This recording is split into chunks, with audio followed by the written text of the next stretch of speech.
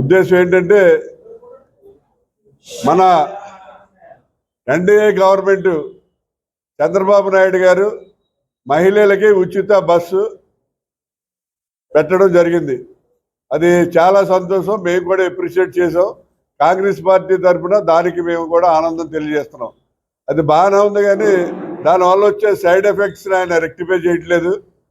ఆవేళ పథకం అమలు చేసే రోజుని చెప్పాడు చంద్రబాబు నాయుడు గారు. ఎవరైతే దీనివల్ల నష్టపోతున్నటువంటి ఆటో డ్రైవర్లు ఉన్నారో వాళ్ళకి 15 రోజుల లోపల కాంపన్సేషన్ చేస్తామో వాళ్ళు కూడా హ్యాపీగా ఉండేలా చేస్తామని చెప్పి ఆవేళ ప్రెస్ మీట్లో ఉచిత బస్సు ప్రారంభించే టైంలో చెప్పడం జరిగింది. 15 రోజులు అయిపోయింది, కానీ ఈవేళ వరకు కూడా ఏం చేస్తాం ఏంటి అనేది ఆయన ఏమి చెప్పట్లేదు. ఈ ఉచిత బస్సు ప్రయాణం పెట్టడం వల్ల మరి ఆటో డ్రైవర్స్ చాలా ఇబ్బందులు పాలై వాళ్ళు ఏంటంటే ఇలా సీతనారాయణ నుంచి వచ్చే వాళ్ళు కానీ లేకపోతే కోరుకోట నుంచి కానీ ఏమంటే రోజు జనాల టికెట్లు తీసుకొచ్చే వాళ్ళు ఇప్పుడు ఉచిత బస్సు కదా మేము ఎలా బ్రతకాలో తెలియట్లేదు అని అంటున్నారు. దాని గురించి అని చెప్పి ఈ ఆటో డ్రైవర్లకి మరి నెలకి కనీసం ఒక 10,000 రూపాయలు ఇస్తేనే కానీ వాళ్ళ కాంపన్సేట్ అయ్యే పరిస్థితి లేదు.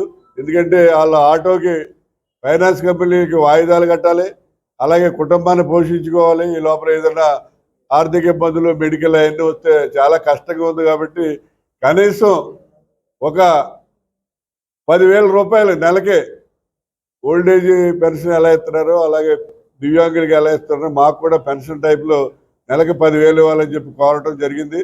మరి దాని గురించి అని చెప్పి 2వ తారీఖున అంటే 2వ తారీఖుకి ఈ సెలవులన్నీ పోయినా 15 రోజులు అయిపోద్ది. మన రాజమండ్రి సబ్ కలెక్టర్ ఆఫీస్ దగ్గర రాజమండ్రి సిటీ అలాగే రాజమండ్రి సరౌండింగ్స్లో ఉన్నటువంటి ఆటో వాళ్ళందరూ కూడా వారి ఆటోలతోటి సబ్ కలెక్టర్ ఆఫీస్కి వచ్చి సబ్ కలెక్టర్ ఆఫీస్ దగ్గర ధర్నా చేయడం జరుగుతుంది. ఆల్రెడీ పాంప్లెట్లు ప్రింటింగ్ వేసి రాజమండ్రి సిటీ రూరల్లో ఉన్నటువంటి ఆటో వాళ్ళందరికీ కూడా డిస్ట్రిబ్యూషన్ చేయడం జరిగింది. ఆ ధర్నా అనేది చాలా భారీ ఎత్తున ఉంటుంది.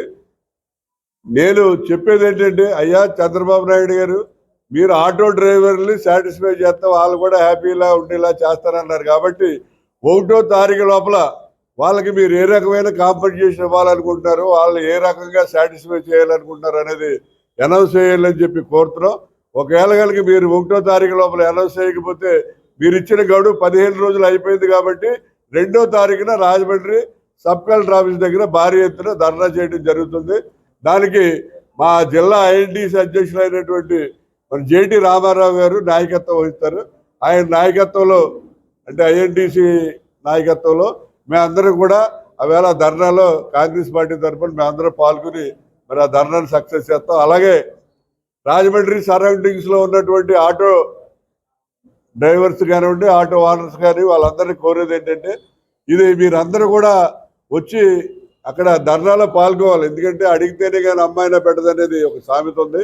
మీరందరూ వచ్చి అక్కడ ధర్నాలో భారీ ఎత్తున పాల్గొంటే డెఫినెట్గా మీకు న్యాయం జరుగుతుందని చెప్పి అందువల్ల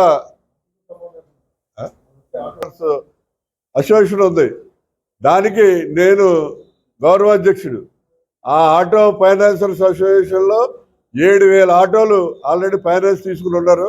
వాళ్ళందరికీ కూడా ఓనర్స్కి చెప్పడం జరిగింది. ఫైనాన్స్ ఓనర్స్కి వాళ్ళందరూ కూడా వాళ్ళ దగ్గర ఉన్న ఆటోలందరికీ కూడా వాళ్ళకి చెప్పి పంపిస్తామని చెప్పి వాళ్ళు కూడా చెప్పడం జరిగింది. కాబట్టి ఎన్డీఏ కూటమి వారు చంద్రబాబు నాయుడు గారిని కోరేది ఏంటంటే 1వ తారీఖు లోపల మీరు దయించి మీరు ఏమి ఇవ్వాలనుకున్నారో అది చెప్పమని చెప్పి మేము కోరుతున్నాం.